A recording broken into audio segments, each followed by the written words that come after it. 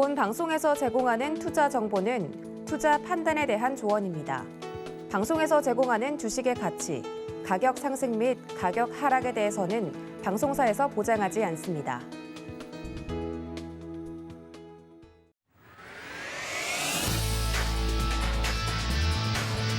시장의 중심에 있는 종목을 파헤쳐본다. 안녕하세요. 지금 이 종목 진행을 맡은 권민정입니다. 시장이 상승할 때도 하락할 때도 급등을 뿜어내는 주도주의 성격을 띤 종목들이 있죠. 오늘 지금 이 종목에서는 앞으로 이렇게 주도주가 될 수 있는 종목들, 관심 종목을 소개해드리는 시간 갖고 있습니다. 오늘도 저희 방송 함께해 주실 민경철 파트너님 나와 계십니다. 인사 나눠보도록 할게요. 안녕하세요. 네, 반갑습니다. 민경철 파트너 잘 부탁드리겠습니다. 네, 어제 이어서 오늘까지 두 번째 지금 이 종목 함께 하는 건데요.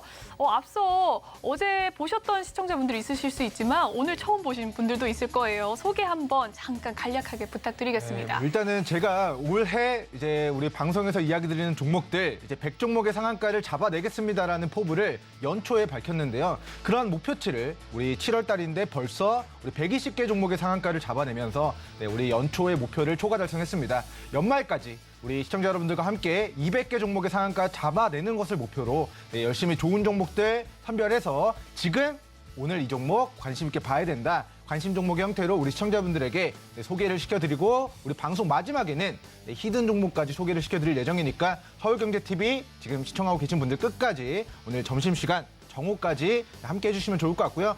이제 후반부 우리 종목 상담도 진행이 됩니다. 근데 종목 상담은요, 제가 2,400개 종목들, 2,500개 종목들 빅데이터로 다 기억하고 있는 게 아니라 12시에 상담 접수를 해주시면 상담 접수된 종목들을 내일 방송에서 다뤄드리도록 하겠습니다. 네, 민경철 파트너님의 포부를 잘 들어봤는데요. 오늘자 오전 시황도 한번 체크해 보도록 하겠습니다. 오늘 코스피가 외국인과 기관의 매도 행렬 속에서 좀 하락세 나타나고 있는데요. 현재 0.26% 하락 흐름 기록하고 있습니다.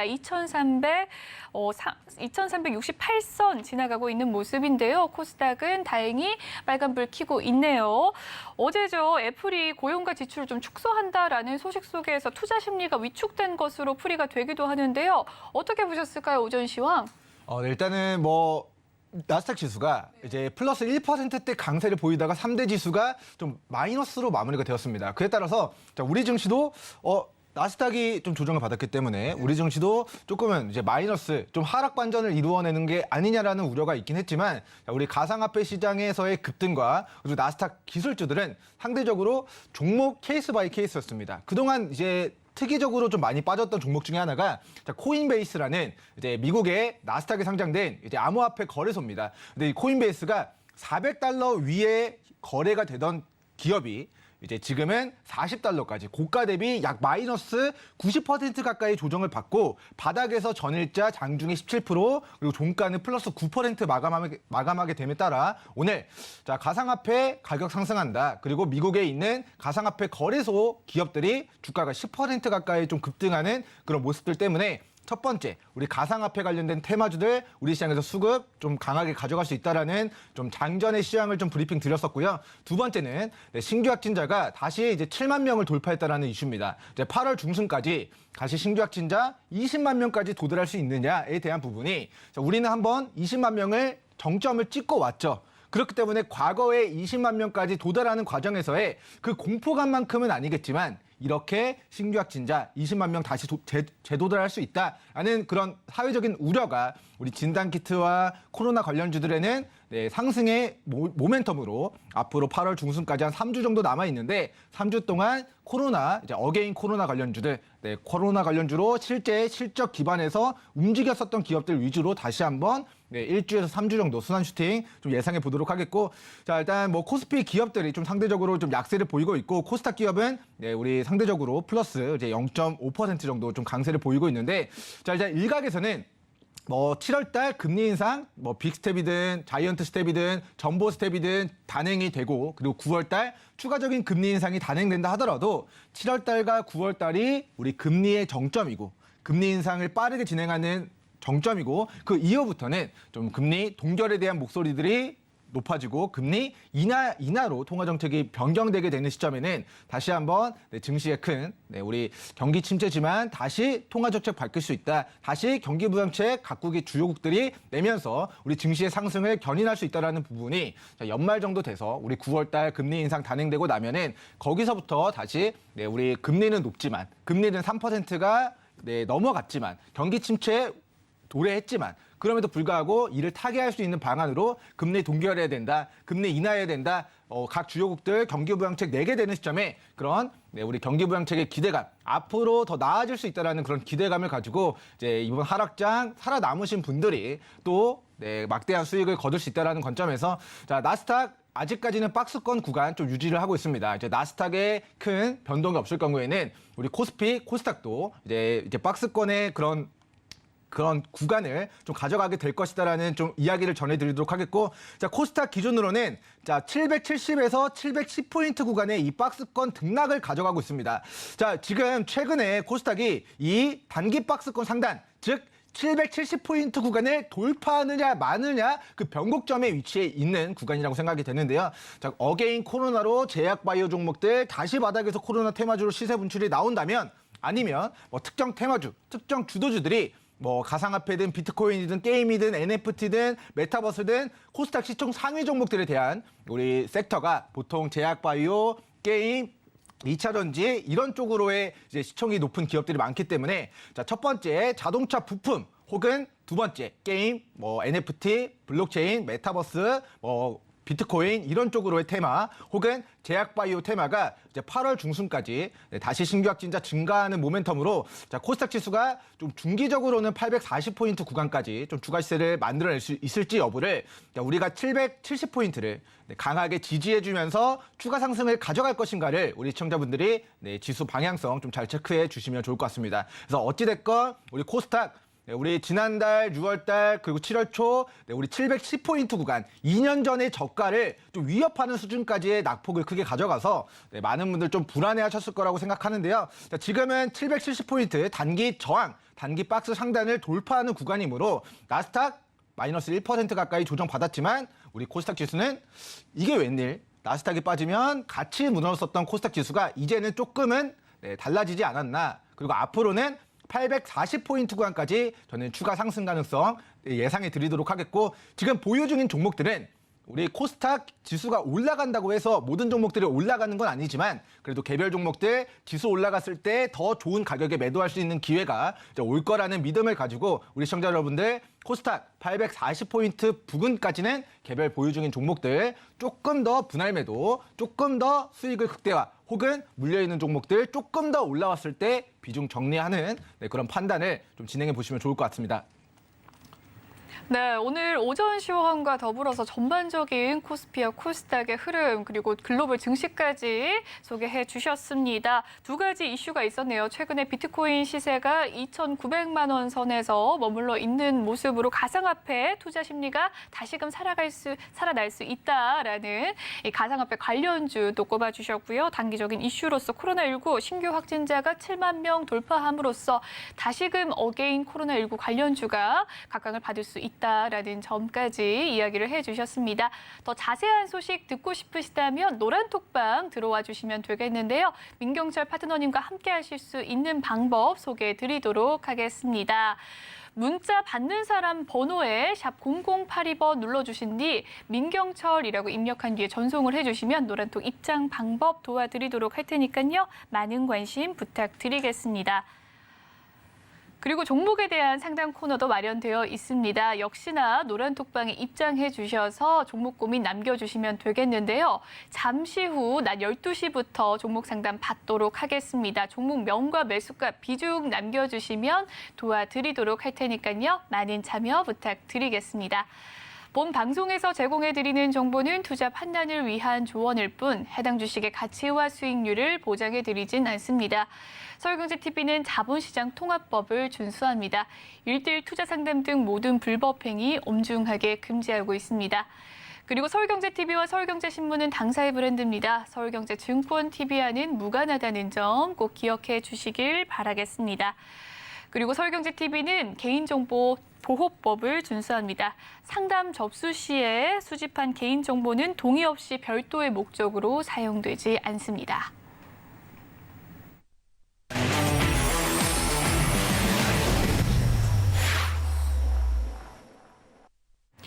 네, 그럼 앞으로 주도주가 될 수 있는 파트너님의 관심 종목 알아볼 수 있는 시간인데요. 탑3로 알아보도록 하겠습니다. 오늘의 3위 종목 화면으로 먼저 살펴보시죠. 오늘의 3위 메리츠 화재입니다. 네, 메리츠 화재 어떤 이유로 앞으로 상승 가능성, 이 모멘텀을 예상하는지 궁금합니다. 먼저 오늘의 가격은 31,750원이고요. 1.7% 상승 흐름 이어가고 있는데 메리츠 화재 앞으로 상승할 수 있다라고 보십니까? 네, 일단 지금 금리 인상이 이번 달 말에 연준에서 추가적인 금리 인상을 단행하면 이제 연준의 기준금리가 네, 우리 뭐 2.5%에서 2.75% 정도로 이제 한은의 현재 기준금리 2.25%를 초과하게 되고 이는 한국은행의 추가적인 빅스텝, 추가적인 금리 인상을 이제 촉발시킬 가능성이 높습니다. 그럼 금리가 올라갔을 때 우리나라에서 어떤 회사들이 누가 이득을 볼 것인가에 대한 부분은 현금성 자산을 많이 가지고 있거나 아니면 우리 현금성 자산을 대출을 진행해준 업체들이 네, 은행주나 저축은행이나 캐피탈이나 네, 증권주, 은행주, 보험주 이런 종목군들의 그런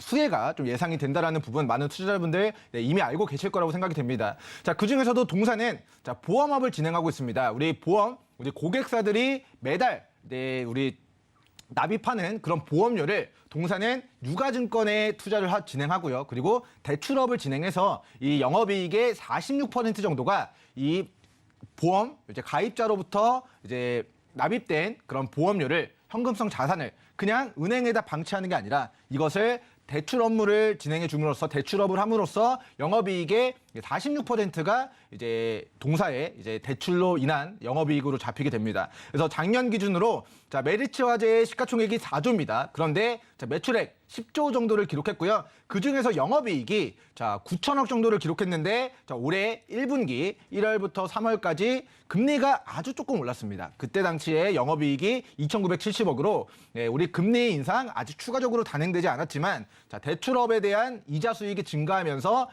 1분기 영업이익이 3천억에 좀 육박하게 되는 그런 모습들을 우리가 확인해 볼 수 있을 것 같습니다. 그래서 단순 계산으로 3천억 곱하기 우리 1분기, 2분기, 3분기, 4분기 곱하기 4를 했을 때 자, 영업이익만 1조 2천억 이상 올해 결산 기준으로 나타나게 될 가능성이 높다. 그리고 금리 인상을 단행했을 때 영업이익 1조 돌파뿐만 아니라 영업이익 1조 2천억, 3천억, 4천억, 5천억 우리 이자 수익이 얼마나 증가하는지에 따라서 우리 메리츠 화재 자, 보험업이지만 그동안 수십 년 동안 우리 보험 가입자들이 납입한 그 자산을 가지고 현금성 자산을 가지고 대출업으로 그 대출 이자 수익을 만드는 업체이기 때문에 자, 메리츠 화재 시총 4조 대비해서 연간 우리 영업이익이 1조를 좀 돌파하는 모멘텀이 이제 조만간 연말까지 좀 진행이 될 수 있다라는 부분 좀 체크를 해주시면 좋을 것 같고요. 자, 우리 메리츠 화재가 저도 이제 뭐 방송 중에 좀 생각이 난 건데 통상적으로 은행주, 보험주, 증권주들 우리 가지고 있는 유보율이 많으니까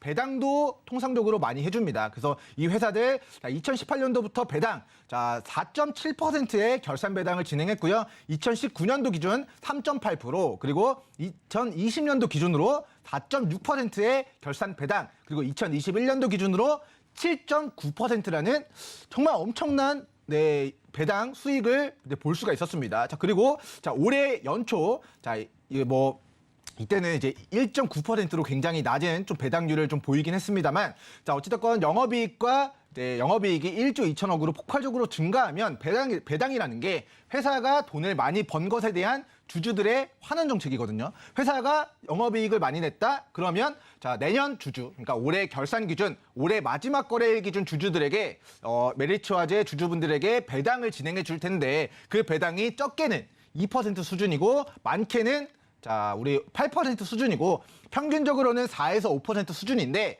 은행에 넣어서 뭐 은행이자 적금이자 2% 3% 뭐 받을 바에는 차라리 지금 메리츠 화재 바닥에 공략해서 우리 연말까지 들고 가는 과정에서 여러분들이 자, 평가 수익도 챙기고 이자 수익도 챙기고 우리 배당 수익도 챙기면 네, 일석이조가 아닐까라는 관점에서 오늘 메리츠 화재 준비를 해봤고요. 자, 최근 고가 5만 원대에서 최근 우리 상승 나오기 전에 그 저가 라인 27,000원 그 부근까지 가격 조정이 있었습니다. 그래서 이런 종목들은 첫 번째 지수가 빠져서 같이 조정을 받은 것이지 이 회사 실적 문제 있었습니까? 없었습니다. 자, 실적 올해 결산 기준 영업이익 조 단위로 기록하게 될 기업인데 지금 시가총액 4조가 안 된다. 4년 정도만 이 상태로 이자 수익 잘 걷어내고 우리 보험업 갑자기 막 무너지지만 않는다면 이 회사의 실적은 네, 증가하게 될 것이고 실적에 따라서 다시 우리 기술적 반등이 있을 가능성이 높다. 그리고 자 보시면 자, 동사가 이제 결산 기준으로 배당을 해주기 때문에 올해 12월까지 자, 어떻게 보면은 기간이 많이 남았습니다. 8, 9, 10, 11, 12, 5개월 정도 남았어요. 근데 5개월 뒤에 정확하게 얼마 몇 %의 배당을 진행해 준다라고는 이야기 드리지 못하지만 평균적으로 4에서 5%의 기대되는 배당 수익이 있다라고 한다면 연말까지 이 배당을 받기 위한 매수세가 몰리게 될 수 있는데 그거를 여러분들이 올라갈 때 5만 원에 추격 매수해가지고 여기서 물리면은 5% 수익 내려고 배당 수익 받자고 나중에 20% 물릴 수 있습니다. 하지만 지금의 구간은 여러분들이 편안하게 들고 갔을 때 수익이 날 수 있는 구간일 뿐더러 우리 연말까지 보유했을 때 배당 수익도 4에서 5% 그리고 이제 표준 편차 좀 넓긴 하지만 2에서 7%, 8%에 해당되는 자 정확하게 얼마일지는 이제 회사 주주총회 해가지고 얼마 배당하겠습니다 의결해서 통과돼야 됩니다. 근데 어찌됐든 우리 과거력을 봤을 때 2018년도부터 2022년도 우리 5개년도 평균적으로는 4에서 5% 정도의 배당을 받을 수 있는 종목이기 때문에 나중에 배당주 겨울에 어떤 종목들 공략해야 됩니까? 해가지고 올라갈 때 사지 마시고요. 지금 이 종목이 괌에도 사기 좋은 바닥권에 위치해 있기 때문에 오늘 지금 이 종목을 우리 메리츠 화재 종목을 우리 시청자분들이 바닥에서부터 관심 가져야 된다. 내가 배당주 투자해서 배당으로 네, 우리 투자 수익 내고 싶다 하시는 분들 지금부터 조정시마다 네, 씨앗을 뿌려두는 형태로 저가 매수 기회 관심 가져보시기 바라겠습니다. 네, 오늘의 3위 종목은 메리츠 화재였습니다. 메리츠 화재를 관심 종목으로 꼽아주신 이유가 최근에 이 금리 인상 시기 속에서 금리 인상 수혜주로 기대되는 종목이기 때문에 관심 종목 설정해 주셨는데요. 바닥에서 공략해서 연말까지 든든히 가져갈 수 있는 배당주다라고 배당에 대한 매력까지 이야기를 해 주셨습니다. 이 메리츠 화재 관심 있는 분들 더 정확한 매수 타점 알고 싶으시다면 노란 독방 입장해 주시면 되겠습니다. 오늘의 3위 종목 살펴봤고요. 2위 종목 화면으로 만나보겠습니다. 오늘의 2위 국도화학입니다. 네, 국도화학하면 이 합성 수지와 플라스틱 물질 제조업체로서 국도화학이 있습니다. 오늘자는 하락하는 모습이었지만 앞으로 차근차근 올라갈 수 있는 기업이다라고 꼽아주셨는데요. 어떤 이유로 올라갈 수 있을까요? 사실 제가 국도화학이라는 종목을 저도 이제 조금 제 머릿속에 좀 많이 있지는 않았던 기업입니다. 근데 최근에 제 친한 좀 인접한 지인 중에 한 분이 이 국도화학으로 좀 이직 제안을 좀 받게 돼서 이 회사가 어떤 회사인가 좀 알아보다 보니까 이렇게 좋은 회사가? 시가총액 대비해서 이렇게 좋은 재무제표를 가지고 있는 회사가 있구나라는 것을 저도 처음 접하게 된 게 그 지인의 이직과 관련돼서 그 국도화학이라는 기업을 듣게 돼서 알게 됐었는데요. 그래서 이 회사가 생각보다 내가 알지 못했던 회사인데 굉장히 좋구나라고 알고 있었던 회사였는데 자 기술적으로도 지금의 구간이 우리 지금부터 바닥에 분할 매수로 접근하기 좋은 구간이다라는 관점에서 오늘 좀 소개를 시켜드리도록 하겠습니다. 자 먼저 시가총액은 한 4천억 정도가 되는 우리 코스피 에폭시 수지 관련주라고 보시면 될 것 같습니다. 자 에폭시 수지 뭐 합성 그런 화학물질 뭐 이렇게 뭐 설명을 드려도 될 것 같은데 이 에폭시 수지가 자 선박 자동차 컨테이너 뭐 도료 이런 쪽으로도 활용이 되고요. 그리고 PCB 전기 전자용 소재로도 활용이 되고 이게 뭐 우리 산업 전반적으로 이제 활용이 된다라고 보시면 좋을 것 같습니다. 그래서 뭐 선박을 만들든 자동차를 만들든 전자기기를 만들든 아니면 이제 풍력 그런 블레이드를 만들든 이런 에폭시 관련된 소재가 수요가 우리나라에서 꾸준히 증가하고 있고 이에 대한 부분은 동사의 실적 증가로 이어지고 있습니다. 지금 원자재 가격 상승에 따른 그런 수혜주라고도 볼 수 있을 것 같은데요. 자, 원자재 가격이 상승해서 동사의 영업이익이 감소했다면 수혜가 아니라 피해주라고 보시면 좋을 것 같아요. 특히나 선박주들. 이미 특정 금액에 우리 선박 만들어주겠다라고 계약을 해놨는데 원자재 가격이 올라가니까 만들어주는데 손실이 나는.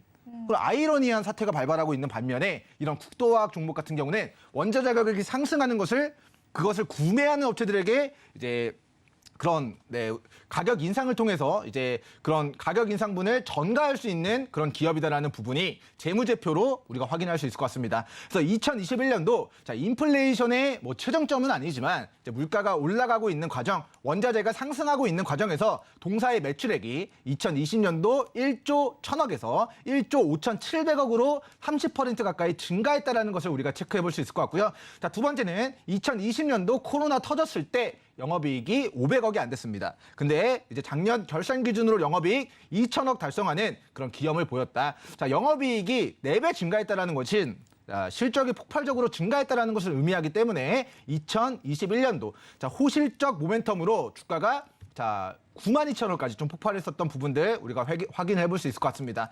자, 당시에 이제 92,000원 구간에서 이제 무상증자 이슈 그리고 실적 영업이익 4배 폭발했다라는 이슈 때문에 주가가 굉장히 크게 상승을 했다라는 부분 우리가 차트상 확인해 볼 수 있을 것 같은데요. 자, 이때 무상증자, 유상증자 동시 진행했었던 그 분들의 단가가 자, 59,000원 정도로 확인이 됩니다. 그러면 자, 59,000원이라고 하면은 자, 제가 59,000원을 차트상 표기를 해보도록 하면은 자, 59,000원 라인이 여기거든요. 자, 이때 주가가 9만 원까지 갔을 때 자, 6만 원에서 9만 원까지 가면은 50% 수익이 난 건데 그때 당시 유무상증자 관련된 이슈로 수급 붙어서 가격대에 큰 시세 나왔던 그 구간에서 거래한 모든 이들보다 유상증자 참여한 자들, 무상증자 물량 받은 자들 그 모든 사람들의 단가 59,000원보다 지금의 단가는 자, 5만 원 이하로 약 20% 정도 더 할인된 박앤세일을 진행하고 있다라고 보시면 좋을 것 같습니다. 그래서 동사, 자, 아까도 이제 설명드렸다시피 시총 4조짜리 기업이 정정했습니다. 4천억 정도 되는 4천억대 기업이 자, 영업이익 2천억을 기록했다라는 게 저는 말이 안 된다고 생각해요. 자, 네, 이거 1년 만에 시가총액의 절반에 해당되는 영업이익을 기록했다? 이게 저평가가 아니면 무엇이란 말입니까? 그래서 1, 2조는 가야 되는데요, 그죠? 네? 시가총액이 1, 2조는 가야 되는 부분인데 그 1, 2조까지는 아닙니까? 이게 좀 모르겠고 왜냐면 이제 원자재 가격이 너무 이제 변동이 또 심하고 이제 에폭시 관련된 뭐 산업이 이제 매출액이 꾸준히 증가하고 있는 건 맞는데 이제 어떻게 올해 실적이 어떻게 나온다. 그리고 이제 이게 이런 것들이 있어요. 이런 이제 국도화학이라는 종목을 우리 대한민국 투자자분들이 다 알고 이게 저평가되어 있다는 걸 다 알면 조금씩 사면은 당연히 시가총액이 점점점 증가하게 될 텐데 네. 사실 시장의 주도주로서의 주목을 받지 못하고 있는 상황이라 저평가되어 있다고 생각합니다. 근데 우리 연예인들이나 우리 아이돌들 이미 슈퍼스타가 돼서 우리가 발굴을 하려고 하면 늦어요. 이 기업이 주도주가 되기 전에 바닥에서 저평가되어 있을 때 아무도 관심 안 가질 때 미리미리 씨앗을 뿌려 두셨다가 이 아이돌이 성장해서 이제 데뷔를 하고 인기몰이를 하면 혹은 이 주식이 저평가되어 있는 걸 나만 알고 있다가 시장에서도 주목하면서 이 회사가 말도 안 되는 저평가다 하면서 이제 상승 구간을 접어들 때 우리는 편안하게 웃으면서 바닥에 잡았기 때문에 올라가는 과정에서 좀 편안한 수익을 좀 챙길 수 있다라는 좀 의견을 드리도록 하겠고 우리 앵커님께서 시가총액 1, 2조까지는 갈 수 있다라고 좀 개인적인 견해를 좀 물어보셨는데 자, 과거에 우리 9만 원 정도가 됐을 때 시가총액이 한 7, 8천억 정도가 됐을 것 같아요. 그렇군요. 아직까지는 동사가 시총 1조는 달성하지 못했지만 어찌됐건 이런 재무제표를 기반으로 실적이 꾸준하게 증가하고 영업이익 계속 증가하는 모습들을 보여준다면 자, 머지않아 큰 관점에서는 저는 우상향을 기록할 가능성이 높다. 그리고 그 근거는 뭐니 해도 뭐 돈이라는 노래 가사도 있는데 뭐니 해도 실적이 폭발적으로 증가했기 때문이다. 그래서 동사는 실적 모멘텀으로 과거 시세를 반납한 바닥에서의 이제 추가적인 상승 가능성을 좀 높게 전망하고 있기 때문에 우리 시청자분들은 42,000원과 45,000원 구간을 깨지 않을 경우에는 저가 매수 기회로 활용해 가시면 좋을 것 같다라는 의견 드리도록 하겠습니다. 자, 그리고 동사 마지막으로 좀 기술적인 분석 좀 진행해 드리자고 한다면 자, 가격 조정 저는 막바지에 왔다라고 생각을 합니다. 자, 92,000원짜리가 46,000원까지 거의 뭐 반토막 마이너스 50% 조정을 받았어요.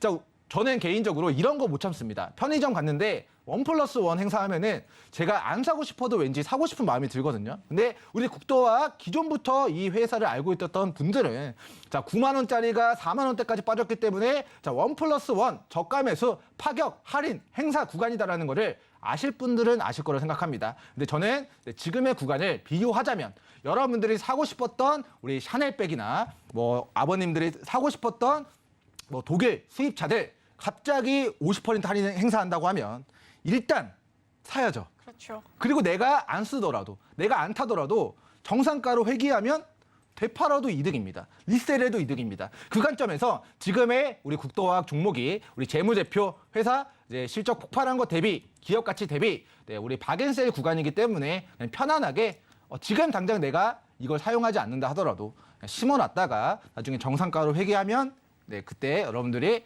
뭐 대파는 형태, 수익 나면서 수익 행복 실현하는 형태로 좀 매매하기 좋은 종목이다라는 의견 드리도록 하겠고요. 일단 여기서 이 종목에 대한 의견은 정리해 드리도록 하고 우리 많은 시청자분들이 이제 종목 상담 문의 남겨주시는 거 제가 이따가 다 세밀하게 파악해 드릴 예정인데 자 최고가에 물려가지고 마음고생하시는 분들이 굉장히 많습니다.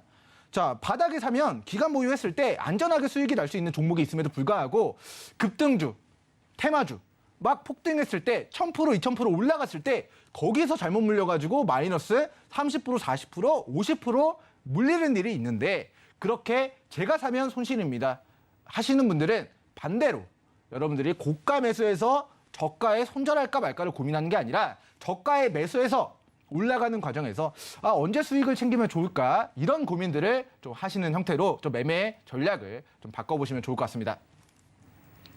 네, 오늘 파트너님의 관심 종목 2위 종목은 국도화학이었습니다. 최근에 영업이익이 코로나 전 대비 4배 오르면서 9만 원까지 갔던 종목인데요. 원자재 가격 상승에도 이 가격 전가가 가능하기 때문에 수혜를 입을 수 있다라고 관심 종목으로 꼽아주셨습니다.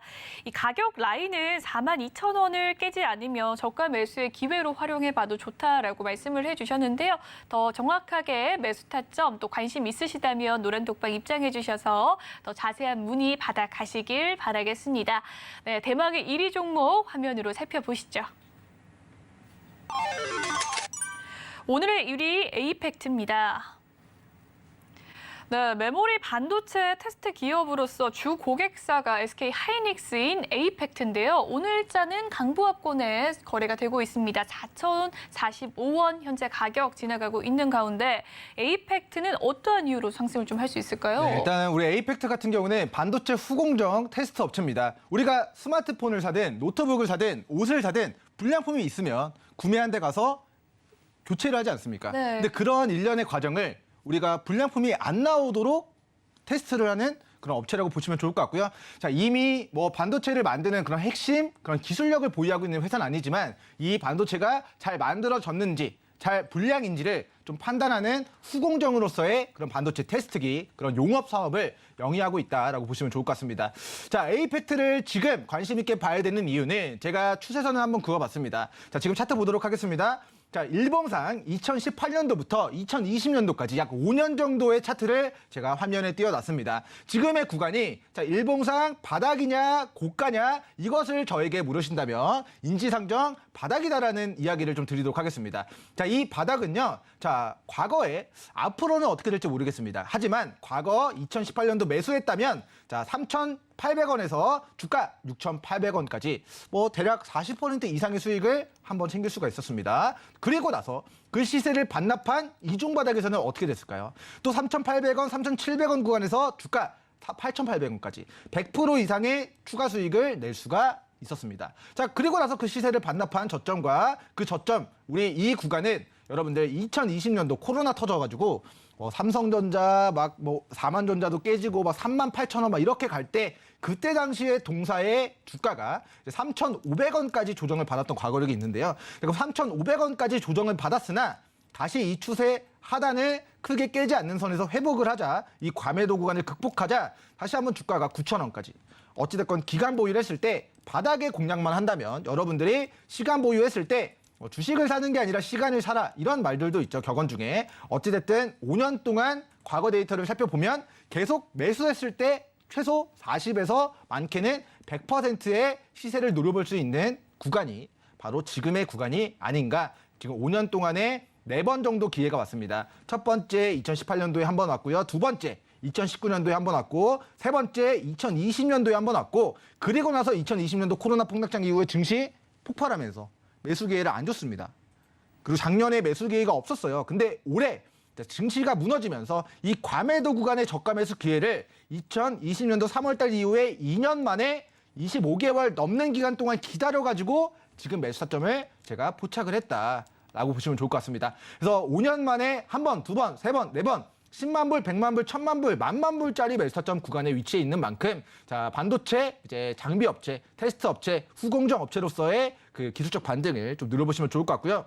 자, 동사 이제 회사가 이제 굉장히 또 이제 스몰캡 종목입니다. 소형주입니다. 이제 반도체 하이닉스, 삼성전자 매출액 잘 나오는 기업 아니고요. 그런 회사들의 반도체 분량 있는가 없는가 그런 것들 용역 받아가지고 테스트해주는 업체입니다. 근데 자 그래도 자 2017, 2018 5개년도 꾸준하게 영업이익을 내고 있다라는 부분은 회사 한계 기업이 아니다. 그리고 삼성전자, 하이닉스 지금 구간 반등하기 시작하는 구간에 위치했다고 생각하는데 그런 반도체 기업들 우리 반등하는 과정에서 반도체 소형주들도 우리 큰형님들 올라가면 우리 반도체 중소형 관련주들도 큰형님 따라서 기술적 반등을 가져가게 될 가능성이 높다라고 이야기 드리도록 하겠고 자 마지막으로 동사의 기업의 청산가치 4,000원 부근이라고 생각합니다. 그렇기 때문에 5년 동안 자 4,000원 부근에서는 계속 기술적 반등이 나왔다라는 부분들 우리가 눈으로 확인할 수 있기 때문에 자, 지금의 구간 첫 번째 우리 반도체 관련주 과매도 구간 소형주 그리고 앞으로 삼성전자 하이닉스 반등하면 반도체 소형주들도 큰 형님들 따라서 시세를 분출하게 될 텐데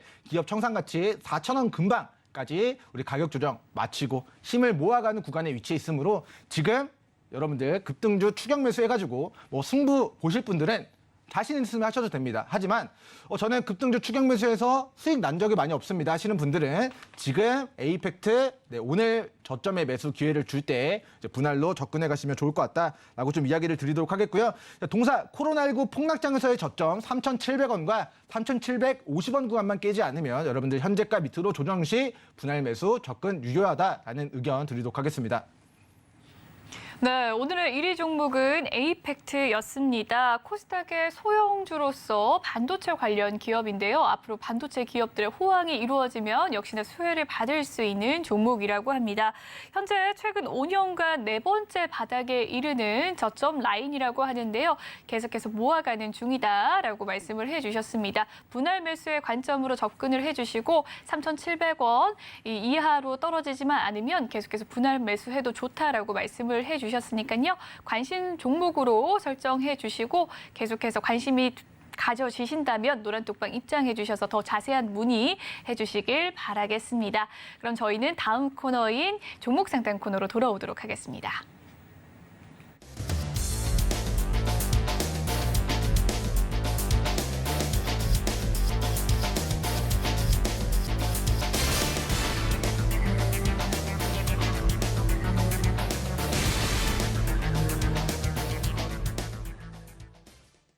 네, 종목 상담 코너로 넘어가 보도록 하겠습니다. 혹시 종목 고민이 있으신 분들 노란톡방의 입장에서 종목 상담 해주시면 되겠는데요. 방송이 끝난 12시부터 종목 상담 받도록 하겠습니다. 고민이 되신 종목명과 매수가, 비중, 평단가 등 제가 친구 따라 샀는데요 등등의 사연들도 남겨주시면 더 정확하고 자세한 분석 도와드리도록 할 테니까요. 많은 상담 신청 부탁드리겠습니다.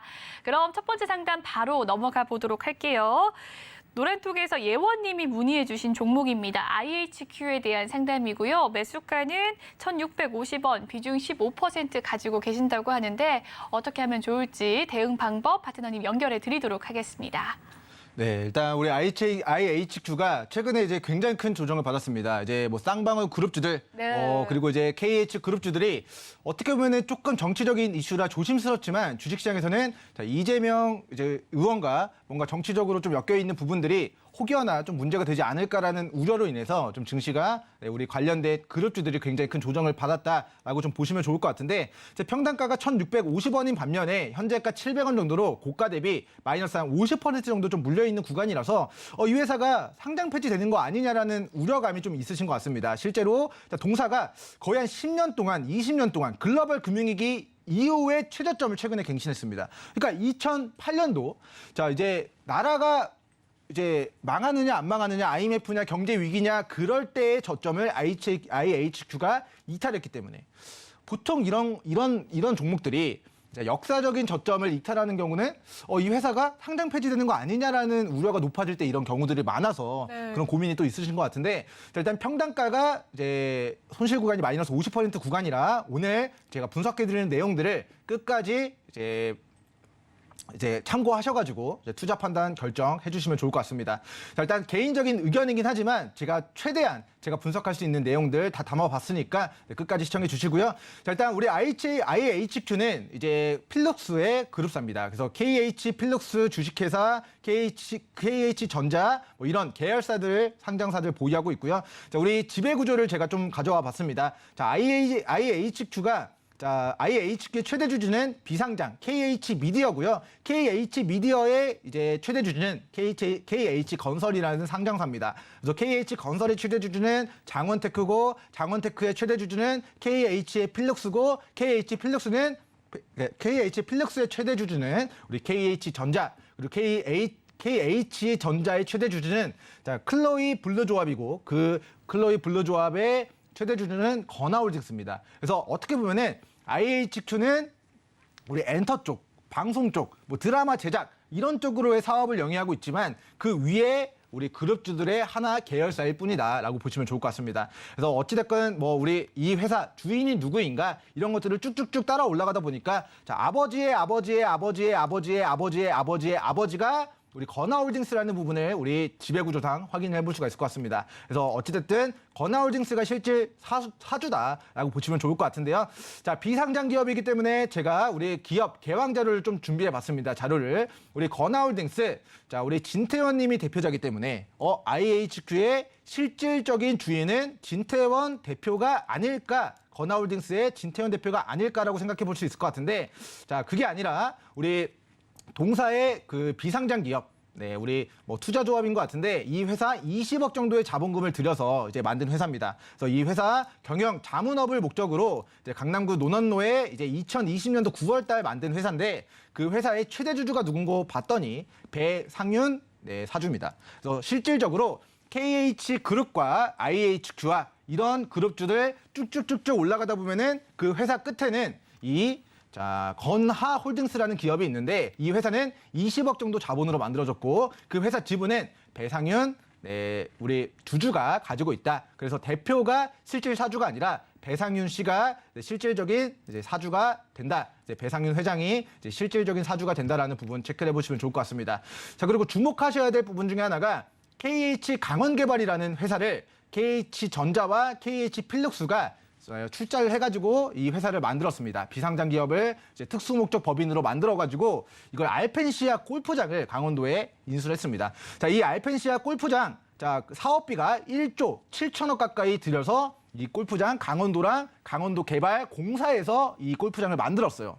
근데 코로나 때문에 이제 골프장 영업 잘 안 되고 하니까 당시에 이제 그런 자산평가액을 1조 조금 넘게 이제 평가가 됐었는데 그런 부분들을 코로나 때문에 장사가 안 되고 뭐 손님 없고 하니까 우리 KH 강원개발에다가 7천억 정도에다가 조금 싸게 좀 매각을 한 부분들이 있습니다. 근데 이런 부분들이 어떻게 보면은 이런 정치계에서 원래 1조 넘는 자산을 7천억에 30% 할인해서 일부러 좀 이권을 싸게 넘겨준 것이 아니냐라는 의혹이 제기되고 있습니다. 이 의혹이 진실인지 아닌지는 법정에서 판가름할 문제라고 생각하고 뭐 제가 판단하기는 어렵습니다만 그런 이슈가 있다라는 부분 체크를 해보시면 좋을 것 같습니다. 그래서 IHQ, 엔터, 드라마, 제작 이런 쪽과는 별개의 사업 영역이지만 동사의 주인이 우리 KH그룹이고 이 KH그룹 자체가 이런 의혹에 엮여 있기 때문에 최근에 이제 대선 전에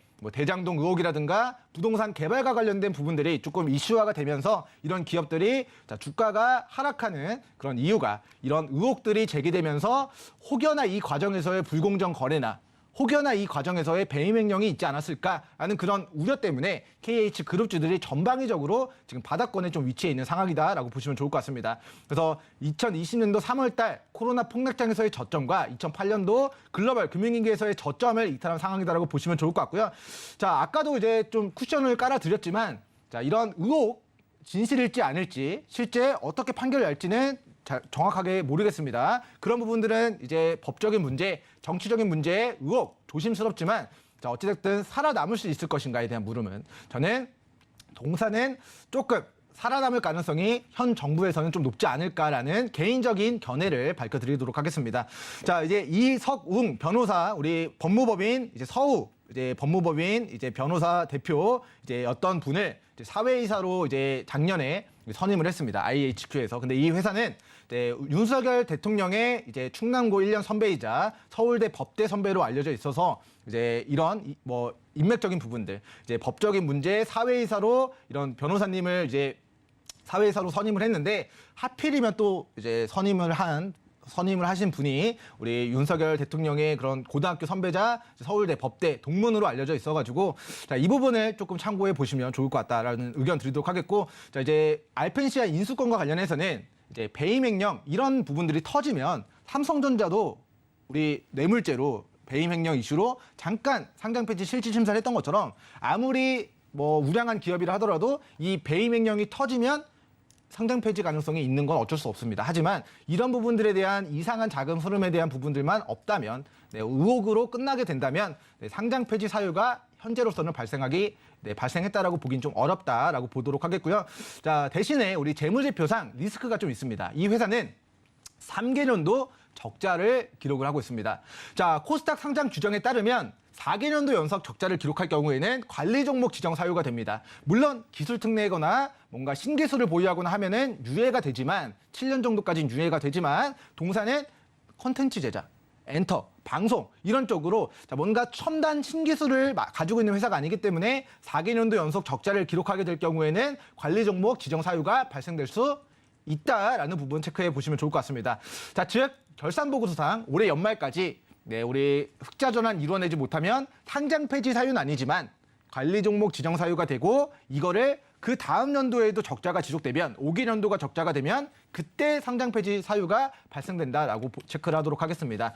자, 그래서 IHQ의 1분기 매출을 제가 가져왔습니다. 자, 매출액 150억 주목하셔야 될 게 우리 영업이익 마이너스 10억을 기록했습니다. 그러면 올해 영업이익 흑자를 내야 된다고 한다면 2분기부터 4분기까지 플러스 11억 정도의 영업이익을 내야 10억 이상의 그런 흑자를 내야 그래야 회사가 관리 종목 지정 사유로부터 이제 벗어날 수 있다라는 부분을 확인을 하셔야 되겠고요. 이는 어떤 걸 의미하느냐? 자, 2분기, 3분기 실적 적자 떠가지고 4분기 막대한 영업이익 기록하지 못했을 때 관리 종목으로 지정될 거라고 예상이 된다면 연말, 연초에 관리 종목 지정 사유로 그 리스크로 주가는 무너지게 될 거고요. 2분기, 3분기 만약에 흑자 전환 이루게 된다 한다면 관리 종목 지정되지 않을 것이다라는 그런 부분들이 높아지게 되면서 좀 반등의 가능성이 높다라는 부분 체크하시면서 2분기 실적 발표 8월 15일 진행될 예정입니다. 그리고 우리 3분기 실적 발표도 10월 중순에 진행될 예정이니까 자, 2분기, 3분기 재무제표상 동사가 영업이익을 기록하는지 여부를 좀 최우선적으로 현재로서는 체크를 해야 될 것 같은 상황이다라고 좀 이야기를 드리도록 하겠고요. 자, 동사가 최근에 이제 유상증자로 자금 조달을 받았습니다. 자, 누구로부터 받았는가 하니, 자, 아까 우리 지배구조 살펴봤죠. 아버지 위에 올라가 있는 지배회사로부터 30억 정도를 869원에 이제 조달을 받았고요. 그리고 3자 배정 유상증자 목적으로 이제 타법인 증권 취득자금 목적으로 메리츠 증권으로부터 이제 900원대의 이제 자금 조달을 100억을 받았습니다. 자, 그리고 추가적으로 KH 필룩스가 20억 정도 679원에 20억을 추가 납입함으로써 자, 150억 정도 회사로 자금이 유입됐습니다. 자, 관리 종목 지정될 기업에 왜 150억을 유입할까에 대한 물음에 그들은 그렇게 생각하지 않기 때문에 150억을 베팅한 것이다 라고 좀 이해를 해드리도록 하겠고 자, KH 필룩스는 지분 관계로 살펴봤다시피 이제 지분 관계로 엮여 있는 지배회사이기 때문에 이 지분 확보, 경영권 확보의 목적이라고 보시면 좋을 것 같고, 메리츠 증권은 이 100억을 투자 수익을 내기 위해서 1년 보유회수를 감수하고 679원에 베팅을 한 것이다라고 우리 시청자분이 이해를 해주시면 좋을 것 같습니다. 자, 근데 이거는 좀 빼놓을 수가 없을 것 같아요. 좀 빠르게 이야기 드리도록 하겠습니다. 자, 동사가 IHQ가 3회차부터 12회차까지 전환사채 발행한 총액이 지금 1,480억 정도가 됩니다. 자, 이 회사 시가총액이 2,000억이 안 되는데 시가총액의 거의 다수에 해당되는 그 전환사채, 미상한 전환사채가 1,500억 정도가 남아있는 것으로 추정이 됩니다. 그래서 이 회사가 아직까지는 이 전환청구 기간이 남아있지만 전환청구 기간 동안에 지금 이 사주들 평단보다 주가가 낮다면 사주들이 돈으로 달라라는 이야기를 하면서 이 1,500억 정도의 채권을 상환해야 되는 시점에는 우리 자본 잠식에 빠질 리스크가 있다라고 보면 좋을 것 같고요. 자, 일단 우리 방송 시간이 좀 있는 관계상 제가 나머지 정리된 자료는 우리 노랑톡에서 좀 공지를 해드리도록 하겠고, 자, 핵심만 세 줄로 요약하고 우리 마무리 히든 종목으로 넘어가도록 하겠습니다. 자, 첫 번째, 아까 이제 필룩스가 이제 유상증자 넣음으로써 조정가액이 670원으로 1,500억을 투자한 전환사채 사주들의 평단가가 680원으로 낮아졌다라는 부분 체크해 주시면 좋을 것 같고요. 자, 최대 500원까지 낮아질 수 있고 지금의 가격이 전환사채 사주들 약수익권 구간이기 때문에 사주들 평단 680원 구간에서 우리 분할 매수 관점으로 접근해서 평단가를 낮추신 이후에 우리 900원에서 1,000원 구간 돌파 여부 좀 관심 있게 추적해 가시면 좋을 것 같다. 밑으로는 900원 구간의 지지 반등 여부 체크해 주시면 좋을 것 같다. 이렇게 좀 급하게 종목 상담 마무리하도록 하겠습니다. 네, IHQ에 대한 정말 꼼꼼한 상담 도와주셨는데요. 이 가격 라인 분할 매수 680원 가격 꼭 기억해 주시길 바라겠습니다. 더 자세한 매도 타이밍 알고 싶으시다면 노란 톡방 입장해 주시면 되겠네요. 그럼 저희는 히든 종목 코너로 돌아오도록 하겠습니다.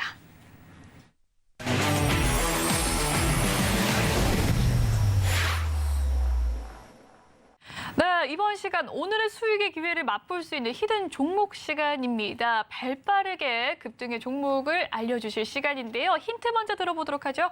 네, 동사는 이제 주류를 만드는데 꼭 필수적인 주정을 생산하는 업체가 되겠습니다. 네, 주류 관련 기업이죠. 리오프닝 관련주로도 엮일 수 있는. 네, 이게 조금 좀 이상해요. 네. 이게 코로나가 터져서 주류 판매가 줄어들었다고 해가지고 피해주로 부각이 되면서 주가가 떨어졌다가 이런 에탄올을 만드는 부분이 손세정제 관련주로 부각되면서 과거에 엄청난 시세도 만들었다가 네. 지금은 또 바닥까지 조정을 받은 상황입니다. 다시금 바닥까지 조정을 받았다. 네, 그래서 이게 술로 보면은 리오프닝 관련주로 볼 수 있는데 손세정제 관련주로 보면은 코로나 관련된 수혜주로 부각이 될 수 있어가지고 이게 조금 이슈가 두 가지가 같이 좀 엮여 있는 상황이다라고 좀 보시면 좋을 것 같습니다. 네, 겹호재가 있는 주류 주정 관련주로서 또 코로나 관련주로 엮일 수 있다라고 말씀을 해주셨는데 오늘의 히든 종목 화면으로 만나보도록 하시죠. 네, 오늘의 히든 종목 MH 에탄올입니다. 네, MH 에탄올 이유와 가격 전략 알려주시죠. 네, 우리 먼저 MH 에탄올 같은 경우는 우리 작년부터 코로나19 손세정제 관련주로 부각이 되면서 주가가 작년 연말 기준 9월 달 기준 2만 원 정도까지 좀 시세를 크게 좀 분출한 과거력이 있는 종목이 되겠습니다.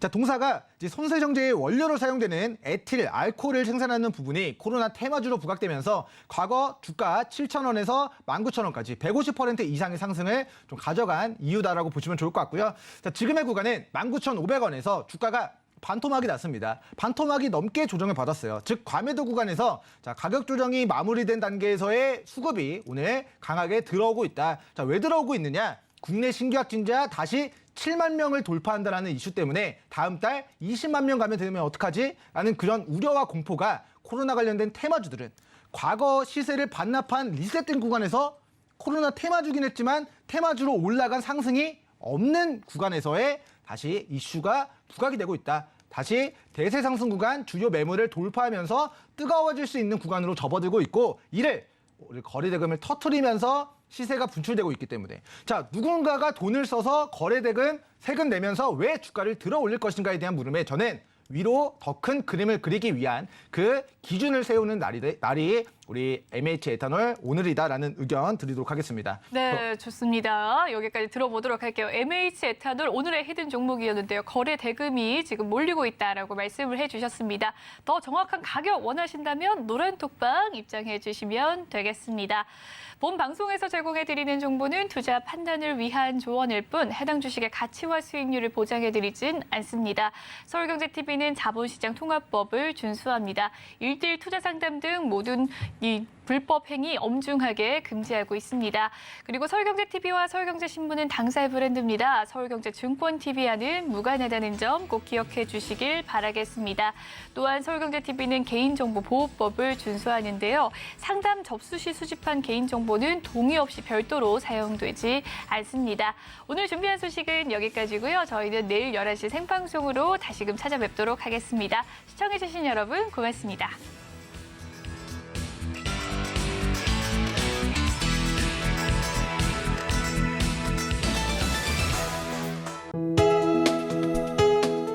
본 방송에서 제공하는 투자 정보는 투자 판단에 대한 조언입니다. 방송에서 제공하는 주식의 가치, 가격 상승 및 가격 하락에 대해서는 방송사에서 보장하지 않습니다.